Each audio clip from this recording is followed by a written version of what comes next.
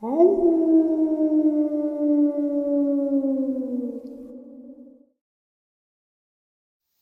and salutations, everyone. I hope everyone is still doing well, and welcome to tonight's final upload until Saturday, Nightmares live from New York at 12 a.m. Eastern Standard Time. Before we get into this upload, a couple links. As many of you all know, I rely on Patreon, PayPal, channel membership, and the merch to help the channel to continue to grow and go. Links to Patreon, PayPal, and channel membership is in the description below. Merch displayed directly under the video. Also, Dogman Frightening Encounters, Volume 1 through 3, the audiobook versions. They were written and researched by Tom Lyons, narrated and produced by me, Jeff Nadolny. Those audiobooks are available on Audible, Amazon, and iTunes, links to which are also in the description as well. And finally, last but definitely not least, if you'd really like to help support the channel to continue to grow and go, simply subscribe. It doesn't cost a cent. Click that like button, takes half a second. If you don't want to miss out on any of the informative uploads I put out daily, click that bell icon, and folks, please leave a comment. Why? Well, because all these things really do help the channel to continue to grow and go, and yes, folks, they definitely do matter. Now, everyone, I have taken far too much of your time. Let's jump into tonight's final bonus, shall we? Alright, guys, so when I talk about going up to where Tom Mezek disappeared, I talk about a couple of different things that have occurred up there. One being the time I had captured something coming off the side of the mountain, hitting the trail, staying on that trail for a split second, and then going into the ravine.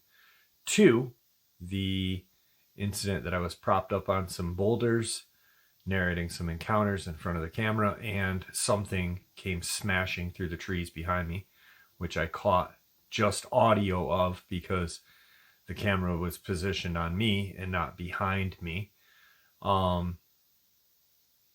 The time that I caught the metallic noises, and then this other strange kind of whooping that I caught. People had asked about the trail incident. They couldn't find the video apparently. And so what I did was I just broke the incident down. I put a red box where it occurred. And if you look, if you're watching your screen, it would be the, I guess, right-hand side of your screen. Bottom corner. You can see it there. It's sitting there. It's large. You see it. And then you can see it just take off. It was crazy. I wish the camera was zoomed in a little better. But other than that, it's there and then it's gone in a split second. So, and then I've got some just really horrific experiences that end in tragedy. Let's get into them.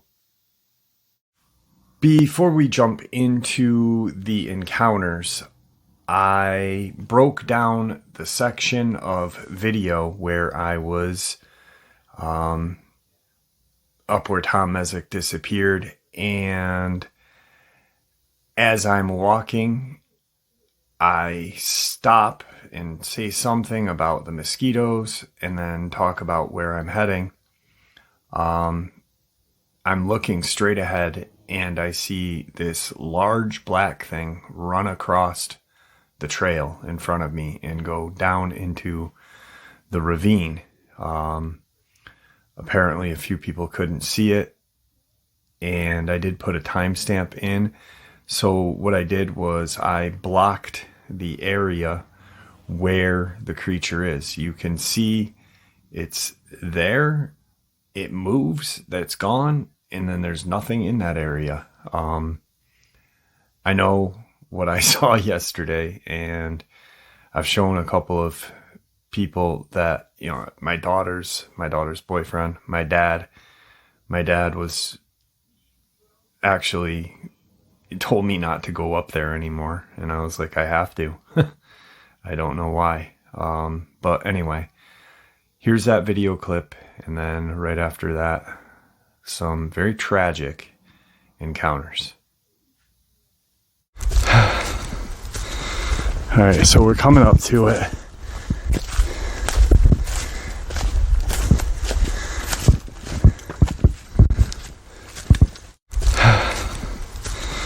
All right, so we're coming up to it.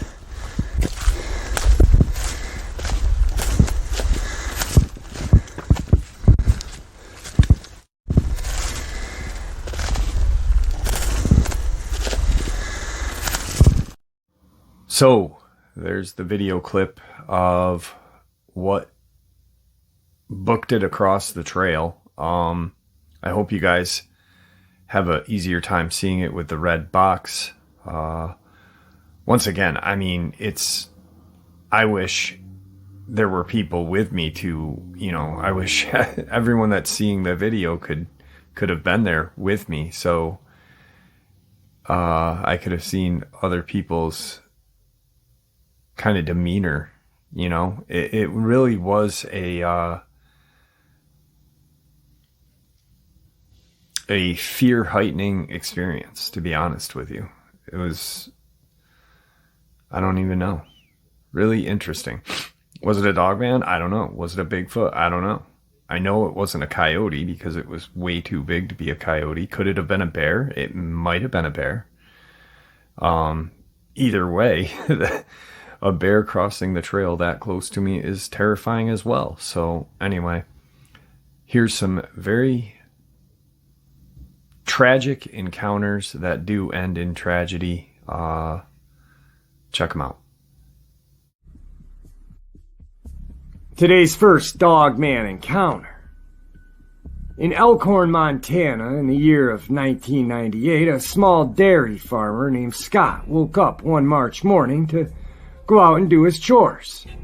When he went out to get the cows ready for milking, he noticed they were acting abnormal. They seemed jumpy and afraid. He finally got them into the barn and into the stanchions and ready for milking, but they barely produced any milk at all. He knew something was wrong and watched them all day. As the day progressed, they seemed to calm down. He chalked it up to a neighborhood dog harassing them. The night passes, and the next morning he wakes up. The cows were once again in a panic, and 2 of his prize bovines were dead with their bellies slashed open and their organs strewn about. It appeared something with long claws had done it. They also were just killed and did not appear to have been eaten. He then contacted the police. The police said they would check the area and blamed it on a mountain lion or a bear. He knew it wasn't any of these. Night settles in and he waits outside with his rifle.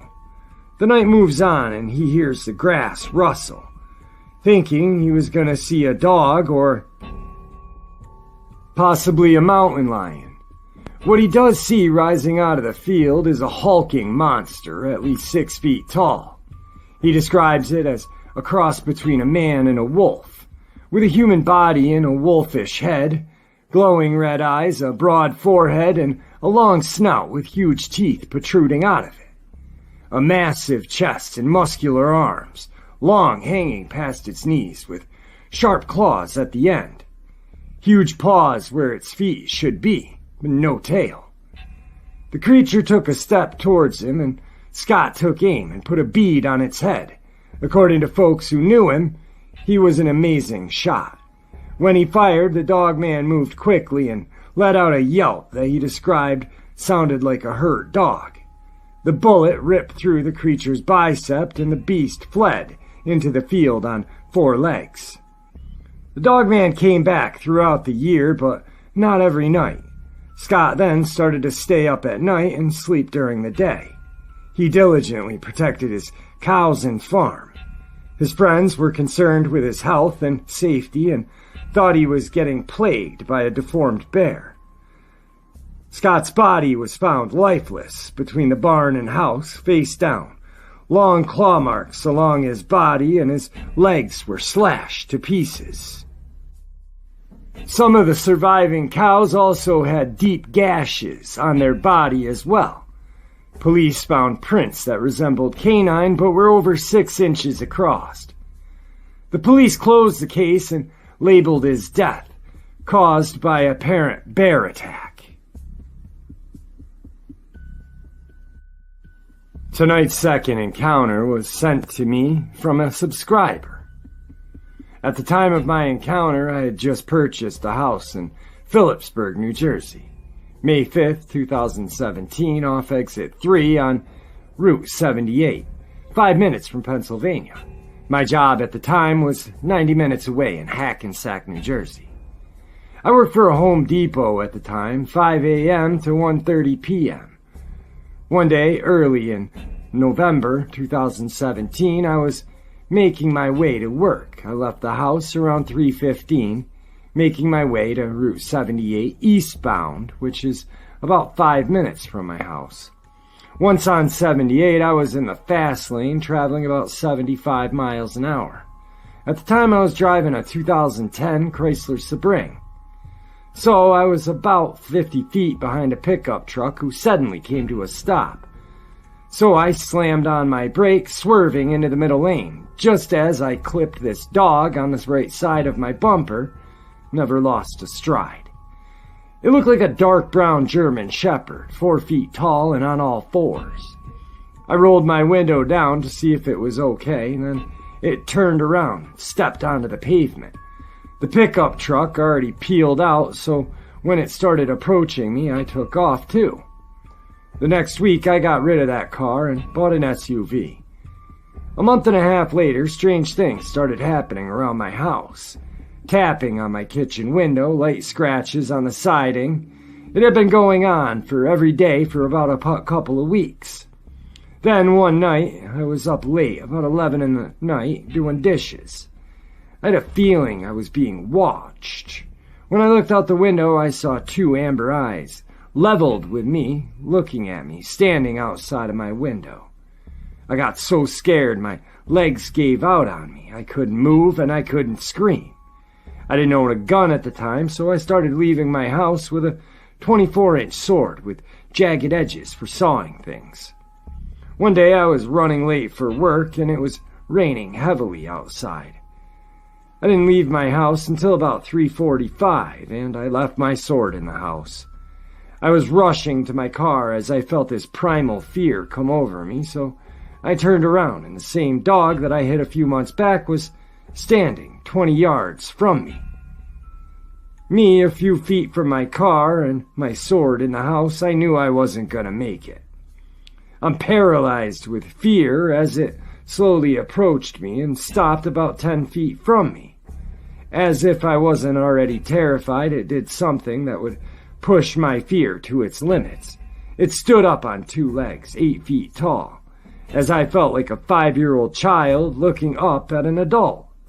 I'm a retired bodybuilder, and its muscles definitely would make Arnold Schwarzenegger in his prime look like the Nutty Professor.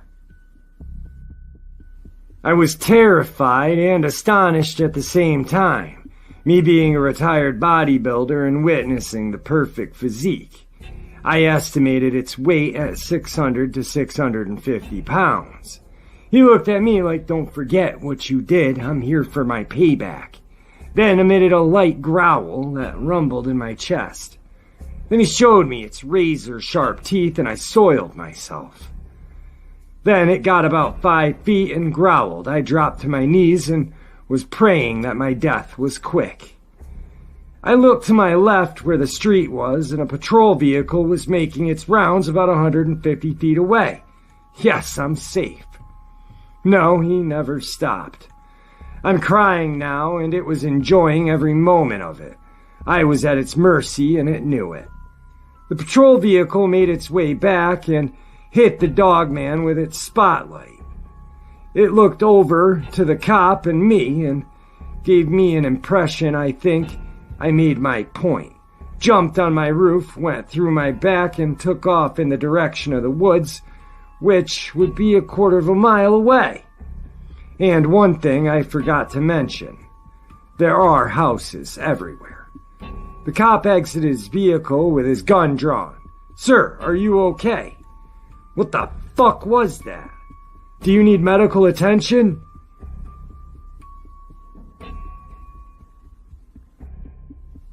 I responded, no, I don't, and I don't know what that was. A month later, after I purchased my house, I installed surveillance cameras around my house. Didn't remember until a couple of days after my encounter. The whole encounter was recorded. However, government agents knew that and seized my DVR, but not until I backed up a copy to a flash drive.